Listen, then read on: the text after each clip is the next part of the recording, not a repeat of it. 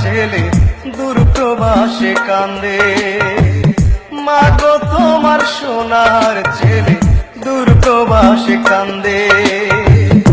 ঈদের একটা দিন মাগো তোমায় ছেড়ে একা একা কাটে, মাগো তোমার সোনার ছেলে দূর প্রবাসে কান্দে।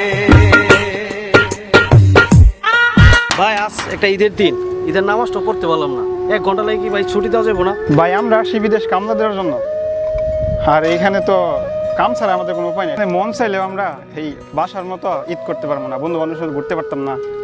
এই প্রবাস, এখানে কাজের জায়গা, এখানে ঈদ কখন যায় কি যায়, আমরা রাত কখন যায় দিন কখন যায় আমরা কিছু বুঝি না, শুধু কাজ করি আর টাকা কামাই করি, এটাই আমাদের কর্ম। যে মা বাবার সাথে একটু ভিডিও কলে কথা বলবো সেটাও বললাম না।